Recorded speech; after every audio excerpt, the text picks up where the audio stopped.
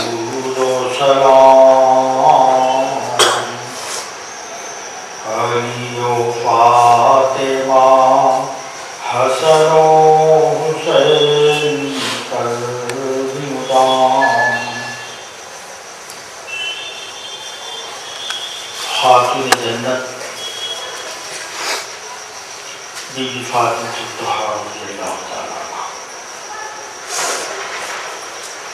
آپ سرور کونین جناب احمد مصطفیٰ محمد مصطفیٰ صلی اللہ علیہ وآلہ وسلم کی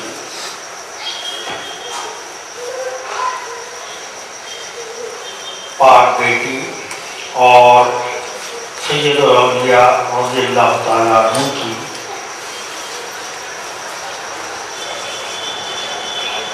محترم بیوی اور سید الشہداء رضی اللہ تعالیٰ عنہ کی معزز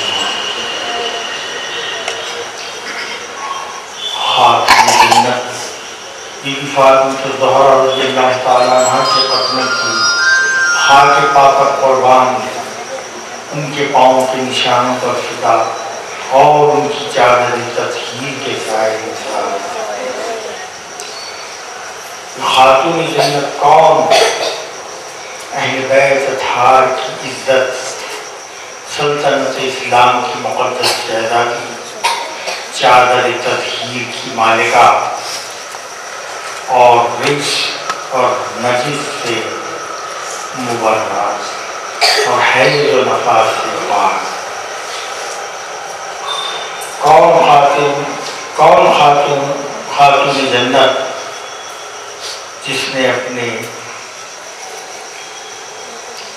پاک ہاتھوں سے چکی پیس کر قرآن پاک کی لوریاں سنا کر اپنے شہزادوں کو پالا اور آپ کی شرم و حیا اور آپ کی عفت و عصمت اور آپ کی طہارت و پاکیزگی جنت کی حوروں کے لیے بھی باعث رشک۔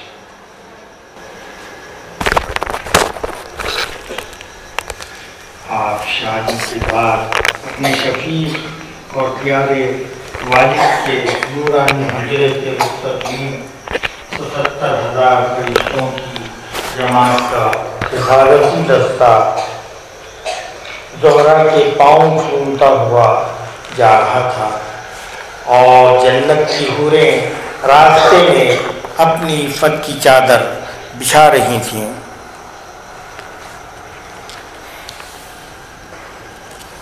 ترمذی شریف کی حدیث۔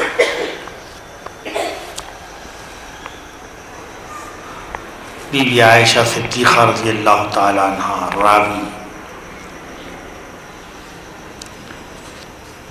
فرماتی ہیں، میں نے خاتون جنت سے بڑھ کر کسی کو اور کھانے پینے، بولنے چالنے اور اٹھنے بیٹھنے میں نبی اکرم صلی اللہ علیہ وآلہ وسلم کے مشابہ نہ دیکھا۔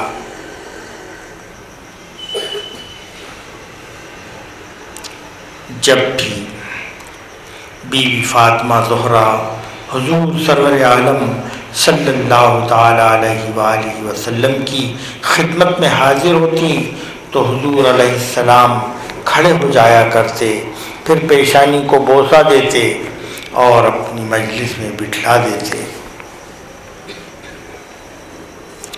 اور جب بھی نبی اکرم صلی اللہ علیہ وسلم ان کے گھر تشریف لاتے تو آپ بھی تعظیم کے لیے اٹھ کھڑی ہو جاتی۔ انبیاء کا علیہ السلام اپنی بیٹیوں کی عزت افزائی کے لیے کھڑے ہو جانا یہ کوئی معمولی بات نہیں، بلکہ یوں سمجھو کہ حضور نبی اکرم صلی اللہ علیہ وآلہ وسلم کے کھڑے ہونے سے گویا ساری کائنات کھڑی ہو گئی، جس کے عزت کے لیے نبی اکرم صلی اللہ علیہ وسلم کھڑے ہو جائیں۔ بلکہ یوں کہنا چاہیے کہ نبوت کھڑی ہو جائے، تو پھر اس کے مقام اور احترام اور عزت اور آبرو اور طہارت اور نفاست کا کیا ٹھکانہ۔ ترمذی شریف کی ایک حدیث شریف ہے کہ نبی اکرم صلی اللہ علیہ وسلم نے فرمایا کہ فاطمہ میرے جگر کا ٹکڑا ہے۔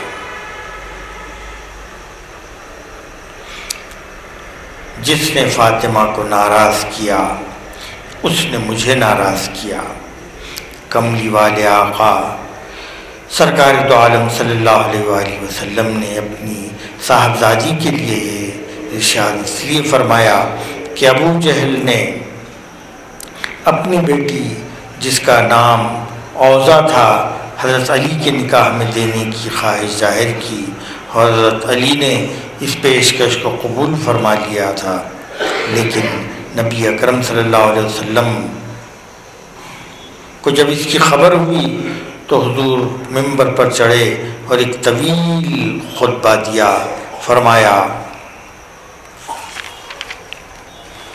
کہ میں کسی حرام چیز کو حلال اور کسی حلال کو حرام نہیں کرتا، مگر خداوند تعالیٰ کی قسم قیامت تک رسول کی بیٹی دشمن خدا کی بیٹی ایک مکان میں نہیں رہ سکتے۔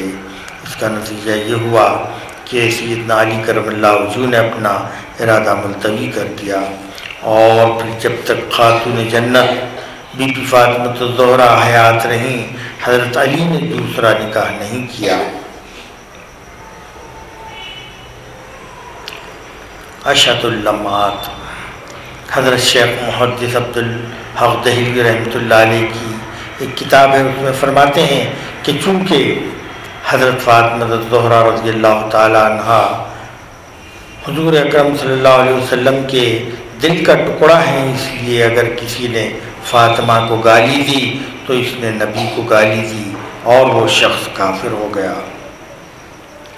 مسلم شریف میں ہے، بی بی عائشہ رضی اللہ تعالی عنہا راوی ہیں کہ ایک روز ہم تمام ازواج مطہرات نبی اکرم صلی اللہ علیہ وسلم کے پاس بیٹھے تھے کہ بی بی فاطمہ نبی اکرم صلی اللہ علیہ وسلم کی طرف چلتی ہوئی تشریف لائیں، اور جب حضور نے ان کو اپنے پاس بٹھا لیا پھر حضور نے ان سے سرگوشی کی، بس خاتون جنت رونے لگیں، اور حضور نے بیٹی کے حزن و ملال کو دیکھا تو پھر کان میں کوئی بات کی، تب بی بی فاطمہ مسکرا پڑیں، اور جب نبی اکرم چلے گئے تو میں نے ان سے سرگوشی سے متعلق پوچھا تو خاتون جنت نے فرمایا کہ میں اپنے باپ کا راز تو افشا نہیں کروں گی۔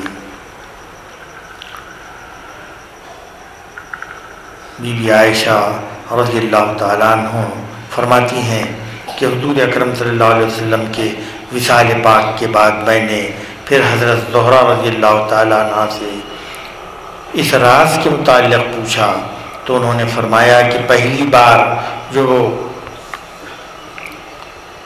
حضور نے میرے کان میں راز کی بات کی وہ یہ تھی کہ حضرت جبرائیل امین میرے ساتھ سال میں ایک دفعہ قرآن پاک کا دورہ کیا کرتے تھے، مگر انہوں نے اس سال 2 دفعہ قرآن پاک کا دورہ کیا۔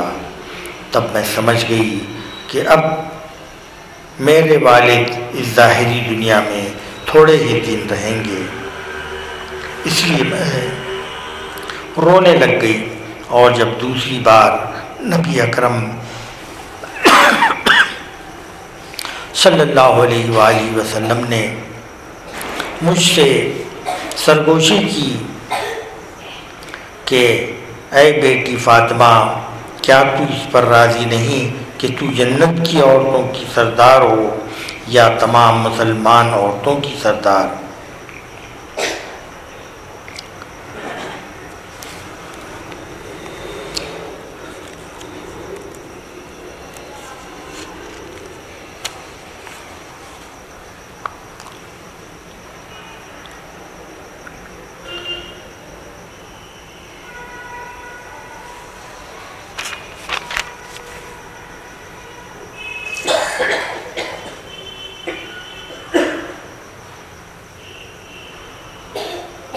کوئی شک نہیں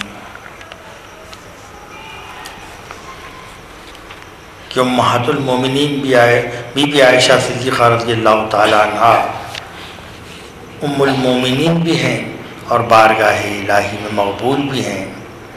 آپ صدیقہ بھی ہیں لیکن حسب و نسب میں حضرت فاطمہ الزہرا رضی اللہ تعالیٰ عنہ افضل ہیں. وہ زوجہ رسول بھی ہیں، وہ بی بی عائشہ زوجہ رسول ہیں لیکن بی بی فاطمہ بنت رسول ہیں. بی بی عائشہ ام المومنین ہیں اور یہ بنت سید المرسلین ہیں. اس پیکر شرم و حیا، مجسمہ عفت و عصمت، تصویر طہارت و نفاست اور آئینہ اخلاق محمدی کی عزت اور آبرو اور تعظیم و تکریم کی اس سے بڑھ کر اور کیا دلیل ہو سکتی ہے کہ دنیا میں بسنے والے ہر انسان کی روح تو ملک الموت قبض کر لے، لیکن جب خاتون جنت بی بی فاطمہ الزہرا رضی اللہ تعالیٰ عنہا کی باری آئی تو ان کی روح خدا نے خود قبض کی. جب خداوند تعالیٰ نے ملک الموت کو حضرت فاطمہ کی روح قبض کرنے کے لیے بھیجا تو وہ اس پر راضی نہ ہوئیں، تو پھر خداوند تعالیٰ نے حضرت فاطمہ کی روح پاک خود قبض کی. معلوم ہوتا ہے کہ حضرت فاطمہ کی کسی دعا کا نتیجہ ہے، کیونکہ قرآن پاک میں جہاں کہیں بھی انسانی روح قبض کرنے کا ذکر ہے وہاں موت ہی کو ہو ہے، یعنی ضمیر مذکر ہے، لیکن یہاں موت یعنی ضمیر مؤنث ہے.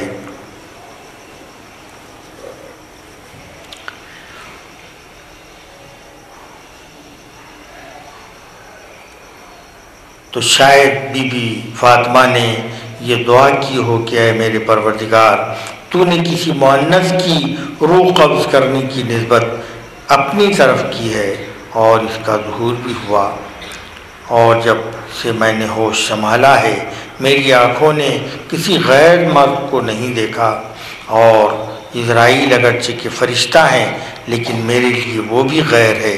اس لیے میری موت کے وقت میری روح کو بار الہٰ تو ہی قبض کرنا، تاکہ اس آیت کے مطابق تیری اس نسبت کا ظہور ہو جائے.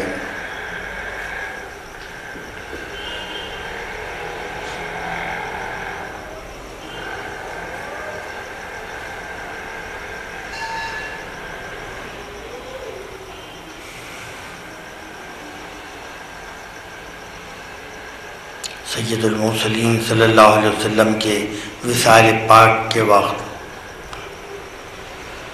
یعنی جب لقائے خداوندی کا وقت آیا تو بنت رسول خاتون جنت حاضر خدمت تھیں.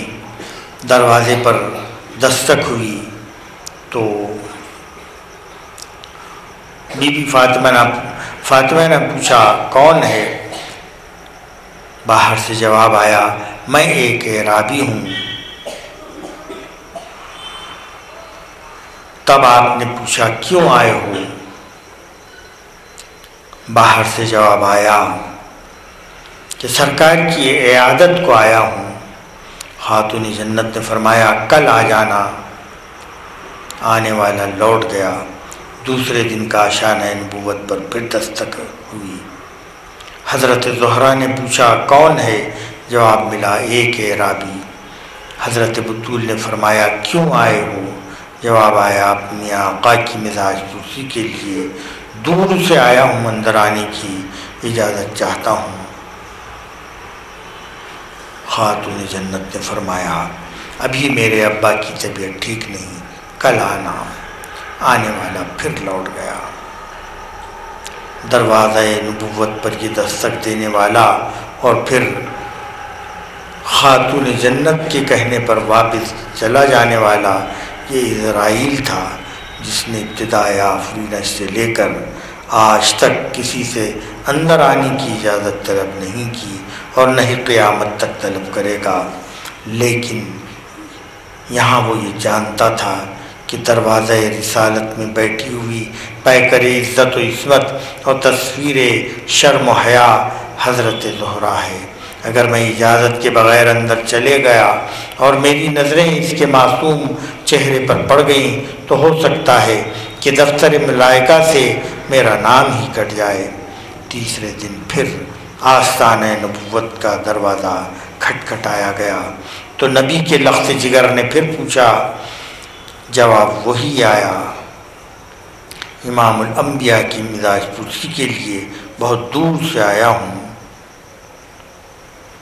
حضرت زہرا نے پھر فرمایا کل آ جانا، لیکن دروازہ دوبارہ کھٹکھٹایا گیا۔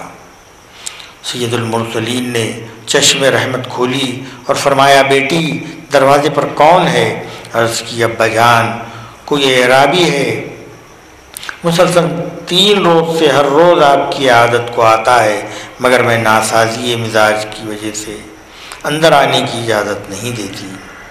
کملی والی کی آنکھوں سے آنسو جاری ہو گئے۔ بی بی فاطمہ کو سینے سے لگایا، فرمایا بیٹی یہ اعرابی نہیں، یہ وہ فرشتہ ہے جو باپ کو بیٹے سے، ماں کو بیٹی سے اور بھائی کو بھائی سے جدا کرتا ہے۔ یہ وہ عزرائیل ہے جو تمہارے باپ کی روح قبض کر کے آج تمہیں یتیم بنانے آیا ہے۔ اسے میرے آستانہ رسالت اور تمہارے پردے کا خیال ہے۔ 3 دن سے اندر آنے کی اجازت طلب کر رہا ہے، ورنہ اس نے آج تک کسی سے آنے کی اجازت طلب نہیں کی۔ اور فرمایا بیٹی صبر کرو اور پردے میں چلی جاؤ، دروازہ کھول کر پردے میں چلی جاؤ۔ بس یہ سن کر سیدہ دو جہاں کی آنکھوں سے آنسو جاری ہو گئے، اور ہوتے بھی کیوں نہ، آج یہ کونین کی شہزادی اور جنت کی عورتوں کی سردار اپنے والد ماجد کی شفقت سے محروم ہو کر یتیم ہونے والی تھی۔ امام الانبیاء صلی اللہ علیہ وسلم کے وصال پاک کے بعد جب تک سید عالم زندہ رہیں کسی نے بھی ان کو ہنستے نہیں دیکھا، بلکہ سارا دن ساری رات آنکھوں میں آنسو جاری رہتے، اس لیے کہ رب رحیم و کریم والد کی جدائی اور مشفق اور شفیق والد کی شفقت سے محرومی اور پھر یتیمی کا احساس۔ کبھی حضرت علی کے قدموں پر گر کر روتی، کبھی شہزادوں کو گود میں لے کر آہیں بڑھتی، اور جب یہ نور چشم مصطفیٰ روتی تو عرش کے فرشتے بھی روتے، جنت کے غلمان بھی روتے، فردوس کی حوریں بھی روتی، زمین و آسمان روتے اور جنت کے رضوان روتے۔ سیدنا علی کرم اللہ وجہ تسلی دیتے، مدینہ منورہ کی عورتیں آپ کو تسلی دیتی ہیں، کنیزیں حوصلہ دیتی ہیں، مگر خاتون جنت کے لیے والد کی جدائی کا صدمہ ایسا صدمہ تھا، اور یہ غم ایسا غم تھا کہ جس کا علاج کسی کے پاس نہیں تھا۔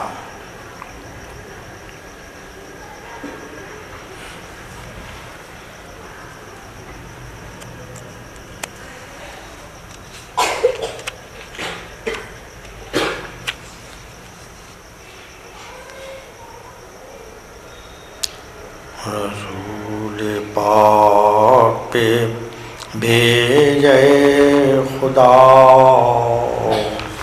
درود و سلام، علی و فاطمہ حسن و حسین پر بھی مدام۔